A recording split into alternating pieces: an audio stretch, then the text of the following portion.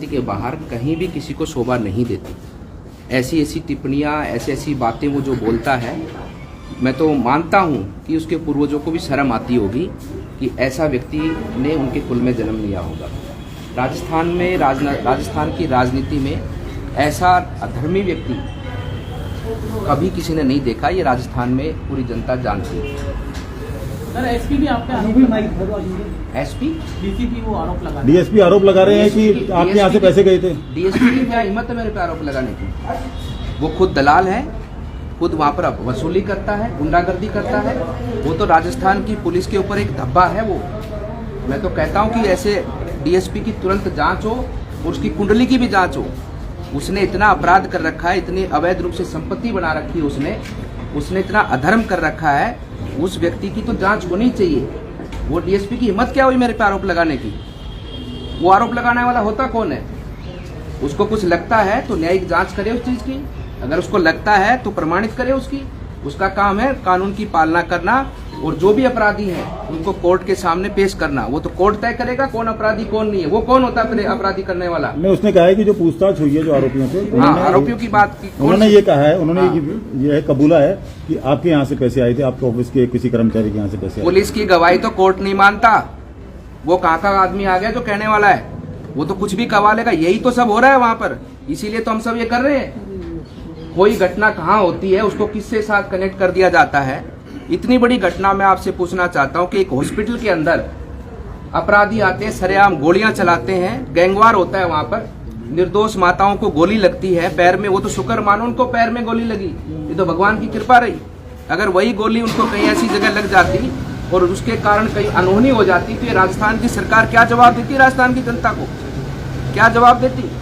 वो तो शुक्र मानो भगवान की कृपा रही कि उनको गोली पैर में लगी है। इतनी बड़ी घटना और इतनी बड़ी घटना के अंदर कोई भी व्यक्ति हो, चाहे वो मैं ही हूं क्यों ना, चाहे कोई और क्यों ना हो, कोई भी व्यक्ति क्यों ना हो, अगर उसके तार जुड़ते हैं तो क्या पुलिस उसे छोड़ देगी? बताओ, छोड़ देगी उसको पुलिस? इनके पास कुछ नहीं है, खाली थाली बजाने से बच्चे पैदा नहीं होते हैं। उसके लिए एक व्यवस्था है, व्यवस्था का पालन करना पड़ता है। कानून है, कानून के अनुसार इन्वेस्टिगेशन करो। जो अपराधी है उसको पकड़ो। अपराधियों के बहाने निर्दोष कार्यकर्ताओं को इस प्रकार से पकड़ना, तुम्हारी राजनीतिक महत्वाकांक्षाओं के कारण तुम इस प्रकार से अपराधियों के ऊपर, कंधे के ऊपर बंदूक रखकर निर्दोष कार्यकर्ताओं पर चलाते हो, ये बिल्कुल बर्दाश्त नहीं होगा। महाराज जी, आपके लिए भेड़िए जैसा शब्द का इस्तेमाल उन्होंने किया है और मारपीट करने की भैया, मेरे को तो वो रोज मार केस होता है, उसके मारने से मर जाऊंगा क्या मैं? वो तो रोज यही मार केस होता है मेरे को। रोज रात को उसको नींद खुलती है, उसकी नींद नहीं आती उसकी, क्योंकि उसको चिंता ही मेरी है। वो इतना दुखी परेशान है, उसकी आत्मा इतनी परेशान है कि मैं क्या करूं इस बाबा जी का।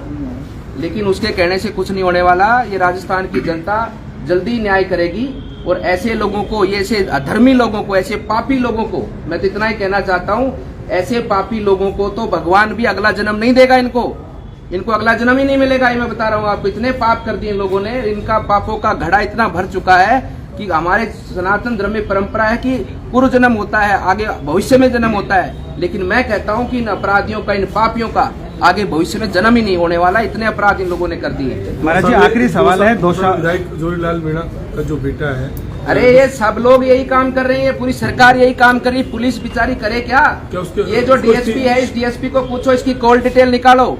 परसों घटना के दिन कितने फोन इसको आईजी साहब ने किए, कितने फोन इसको एसपी साहब ने किए, उनके फोन तक नहीं उठाए इसने।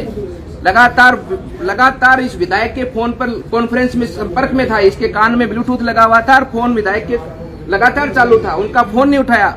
संबंधित दूसरे डीएसपी ने, थाना एसएचओ ने इसकी एसपी साहब से 3 बार बात कराई है वहां पर, और जिन लोगों को पकड़ा उन लोगों को लॉकअप में भी डाल दिया इन लोगों ने। इस डीएसपी ने तो जो काम किया है, मैं फिर वही कहता हूँ, ये पूरी जिंदगी भर ये अपने आप पे पश्चाताप करेगा कि जो इसने कल अधर्म और अन्याय परसों जो किया है ना, इस अधर्म और अन्याय का पश्चाताप इसके पूरे जीवन भर इसको भुगतना पड़ेगा, पूरे जीवन भर। महाराज जी, आखिरी सवाल है, क्या जोरीलाल मीणा से इस्तीफा नहीं मांग लेना चाहिए? अरे पूरी सरकार से मांग लेना चाहिए। इस सरकार को कोई दायित्व तो नहीं जो किसानों से झूठ बोलकर यहाँ सत्ता पर बैठी, युवाओं को धोखा देकर सत्ता पर बैठी है। ये सरकार कहाँ इस कुर्सी पर बैठने के लायक है? पूरे राजस्थान को इन लोगों ने बेच दिया इन निर्दलीय विधायक के चक्कर में। हर तरफ अवैध रूप से गुंडागर्दी, खनन, भूमाफिया, ये लोग। पुलिस, आज पुलिस का काम क्या रह गया है? किसी भी भूमाफिया की जमीन है उसको कब्जा करवाने का काम रह गया, कब्जा दिलवाने का काम रह गया। यही काम सब कर रहे हैं। सरकार की भूमि है, जो गोचर भूमि है, चाहे कृषि भूमि, चाहे स्वायत्त भूमि है, उनके ऊपर अवैध रूप से कब्जा करवाने का काम रह गया। लूट रहे हैं राजस्थान की जनता को कांग्रेस के लोग, और तिजोरियां भर रहे हैं। उसकी राहुल गांधी की उसकी यात्रा का डीजल भरवा रही है कांग्रेस की सरकार, और कुछ नहीं करनी। संत समाज पर लगातार प्रहार किया जा रहा है राजस्थान। अरे इन चीजों से हमको कोई फर्क नहीं पड़ता, ये ऐसे लोग कुछ भी बोलते रहेंगे।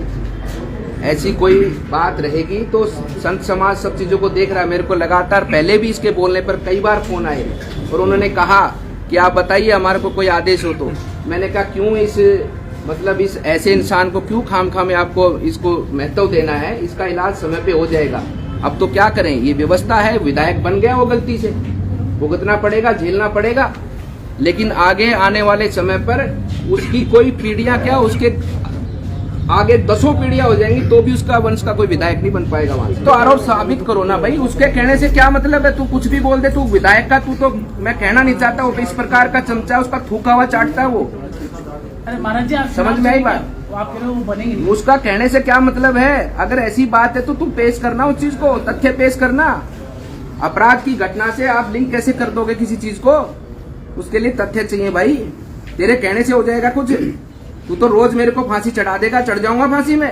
आप भी श्राप दे रहे हैं महाराज जी। शराब नहीं दे रहा, ये वास्तविकता है। शराब, हम संत परंपरा का पालन करते हैं, गुरु महाराज के बाबा के आशीर्वाद से हम किसी के लिए ऐसे अपशब्द नहीं बोल सकते।